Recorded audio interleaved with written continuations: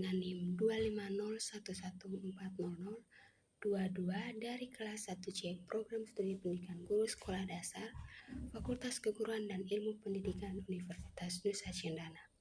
Video ini dibuat untuk memenuhi ujian akhir semester mata kuliah Konsep Dasar IPA. Pada kesempatan ini, saya akan menjelaskan pemahaman saya terkait materi dari bab 1 sampai bab 13. Materi yang pertama yaitu pengukuran. Pengukuran adalah proses penting untuk mengetahui dan membandingkan suatu besaran dengan menggunakan alat dan satuan tertentu.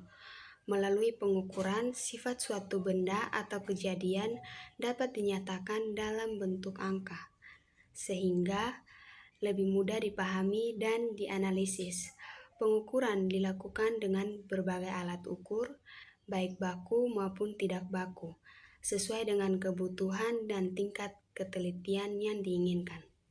Selain itu, pengukuran dapat dibedakan berdasarkan jenis, besaran, metode, tingkat keakuratan, dan skala pengukuran. Dengan pengukuran yang tepat, data yang diperoleh menjadi lebih akurat, objektif, dan bermanfaat dalam kehidupan sehari-hari maupun kegiatan ilmiah. Materi yang kedua yaitu tentang materi dan perubahannya. Materi adalah segala sesuatu yang memiliki massa dan menempati ruang, serta tersusun dari partikel-partikel kecil seperti atom dan molekul. Dalam kehidupan sehari-hari, materi dapat mengalami perubahan fisika dan perubahan kimia. Perubahan fisika hanya mengubah bentuk atau wujud tanpa menghasilkan zat baru, sedangkan perubahan kimia menghasilkan zat baru dengan sifat yang berbeda. Selain itu, materi juga dapat diklasifikasikan berdasarkan wujudnya, yaitu padat, cair, dan gas. Pemahaman tentang materi dan perubahannya membantu kita memahami berbagai peristiwa alam dan penerapannya dalam kehidupan sehari-hari. Materi yang ketiga yaitu gerak dan pesawat sederhana. Gerak adalah perubahan posisi suatu benda terhadap titik acuan. Gerak dapat berupa gerak lurus, melingkar, dan parabola. Pesawat sederhana adalah alat yang memudahkan pekerjaan manusia dengan mengubah besar atau arah gaya seperti tuas, katrol, bidang miring, dan roda berporos. Alat-alat ini sering digunakan dalam kehidupan sehari-hari untuk menghemat tenaga. Materi yang keempat yaitu getaran dan gelombang. Getaran adalah gerak bolak-balik suatu benda melalui titik keseimbangan. Getaran dapat berupa getaran bebas, getaran paksa, getaran terendam, getaran harmonis, dan getaran resonansi. Gelombang adalah rambatan getaran yang membawa energi tanpa memindahkan materi. Gelombang dibedakan menjadi gelombang transversal dan longitudinal, serta gelombang mekanik dan elektromagnetik. Getaran dan gelombang banyak dimanfaatkan dalam kehidupan sehari-hari seperti pada alat musik, komunikasi, cahaya, dan pendeteksian gempa. Materi yang kelima yaitu energi. Energi adalah kemampuan untuk melakukan kerja yang dapat berubah bentuk dan sangat penting bagi kehidupan.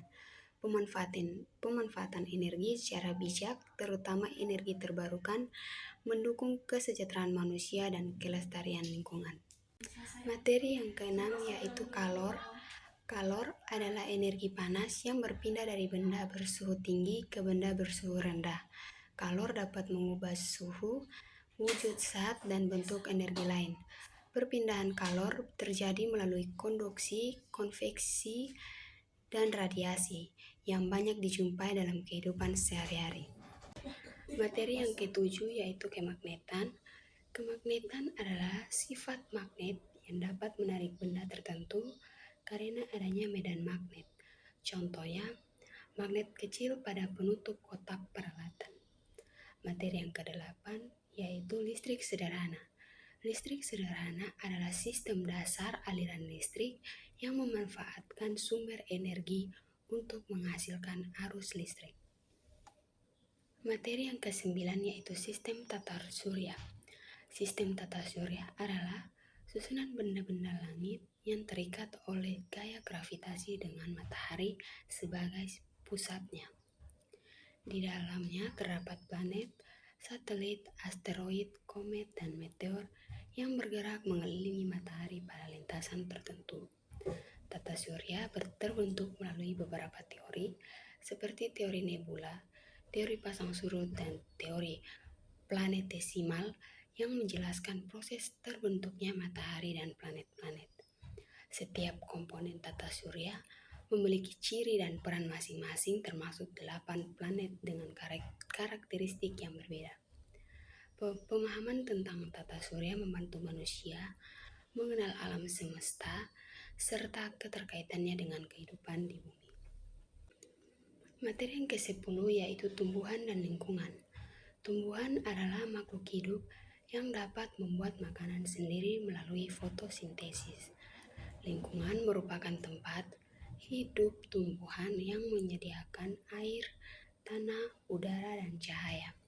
Keduanya saling bergantung karena tumbuhan menjaga keseimbangan lingkungan, sedangkan lingkungan menunjang kehidupan tumbuhan.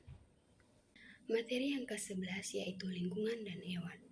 Lingkungan dan hewan adalah hubungan antara hewan dengan tempat hidupnya yang mempengaruhi cara bertahan hidup. Contohnya, burung membuat sarang di atap rumah untuk melindungi dirinya dan anaknya. Materi yang ke-12 yaitu sistem anatomik tubuh manusia. Sistem anatomik tubuh manusia adalah susunan organ-organ yang bekerja sama menjalankan fungsi kehidupan. Contohnya, paru-paru dan jantung bekerja sama saat berolahraga. Materi yang ke-13 yaitu sistem rangka manusia. Sistem rangka manusia adalah susunan tulang yang menopang tubuh, melindungi organ, dan membantu gerak. Contohnya, tulang belakang menjaga tubuh tetap tegak saat duduk lama. Sekian pemahaman materi dari saya. Terima kasih.